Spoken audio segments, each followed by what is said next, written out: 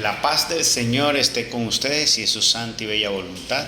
Meditemos la palabra del Evangelio en el nombre de Dios Padre, Dios Hijo y Dios Espíritu Santo. Báñanos, Señor, con tu Espíritu. Regocija dentro de nosotros tu hermosa y bella luz. Danos tu sabiduría, tu inteligencia, tu discernimiento. Danos el poder comprender lo que es bueno y lo que es malo para hacer solo lo bueno, ya que lo bueno es grato a ti y es para el bien nuestro. Vamos a leer del libro de Marcos 10, del 17 al 27. En aquel tiempo, cuando salía Jesús al camino, se le acercó corriendo un hombre. Se arrodilló ante él y le preguntó: Maestro bueno, ¿qué debo hacer para alcanzar la vida eterna? Jesús le contestó: ¿por qué me llamas bueno?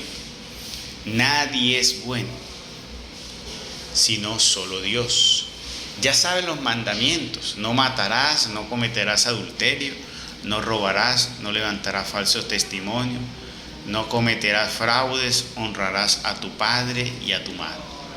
Entonces él le contestó: Maestro, todo eso lo he cumplido desde muy joven.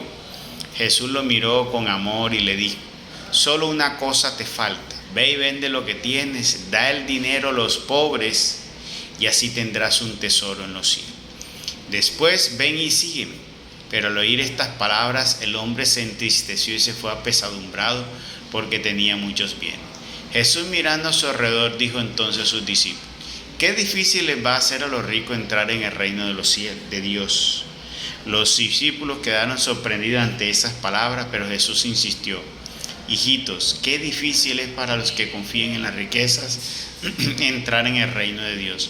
Más fácil es a un camello pasar por el ojo de una aguja que a un rico entrar en el reino de Dios.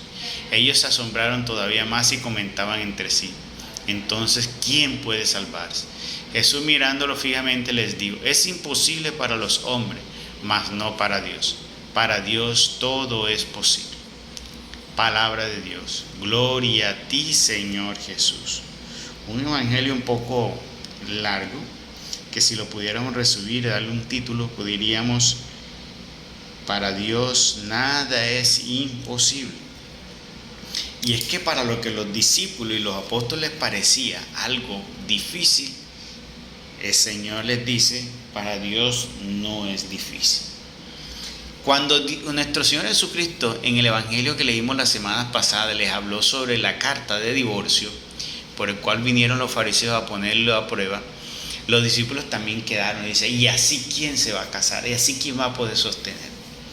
Pensaron los apóstoles. Viene y les dice esto ahora sobre renunciar a las riquezas del mundo y dice: ¿y así quién se va a salvar? Cuando Jesús les predicó sobre yo soy el cuerpo, el pan que ha bajado del cielo, y el que no coma mi carne y el que no beba mi sangre no hace parte del reino de los cielos, todos se fueron y solo quedaron los apóstoles y quedaron así como que: ¿y esto cómo va a ser posible? Y el Señor les dijo: si ustedes también están dudosos, pues pueden coger camino. No fueron las palabras exactas, pero más o menos parafraseando lo que quiso decirles el Señor. Entonces hay muchas cosas que en la mente humana, y ahí está la diferencia y el punto del día de hoy, la mente humana versus la mente espiritual. Y eso es lo que nosotros tenemos que entender.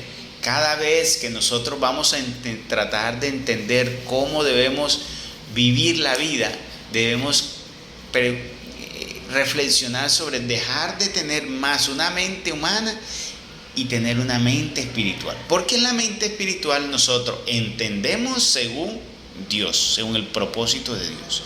Actuamos según el propósito de Dios, ¿sí? Entendemos la vida según el propósito de Dios, ¿sí? Analizamos lo que sucede mediante ese propósito de Dios.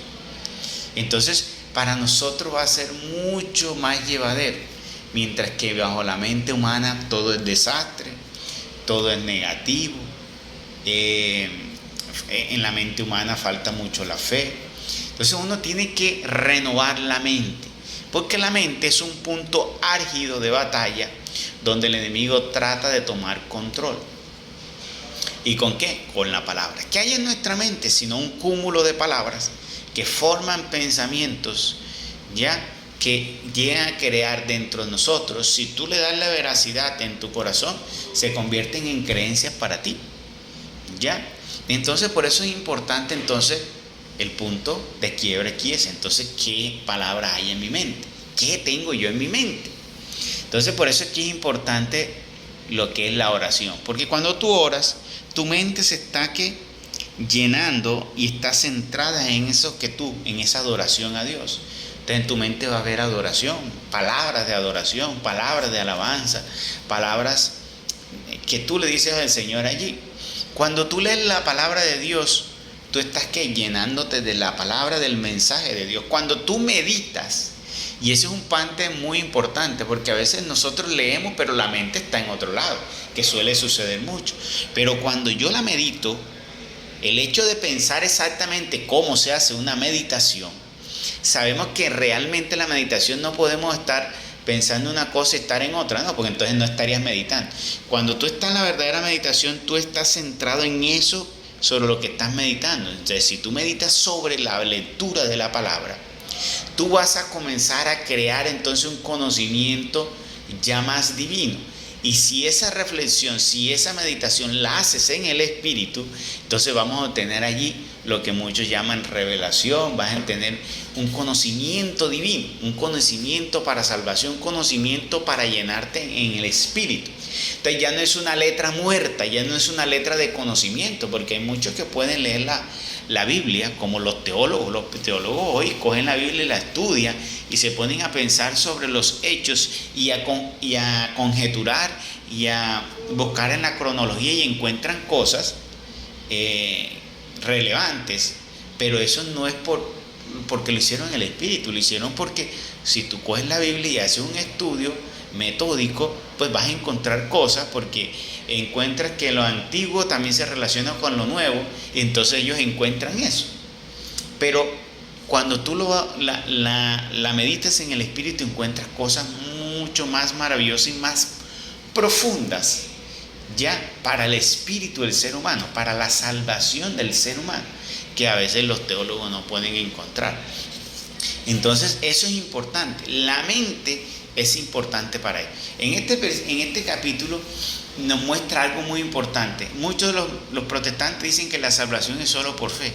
Mira, si la salvación solo fuera por fe, el joven rico le dijo a Jesús: yo cumplo todos los mandamientos. El Señor le dijo: ¿qué debo hacer, Señor, para heredar el reino de los cielos? El Señor le dijo: ve y cumple los mandamientos.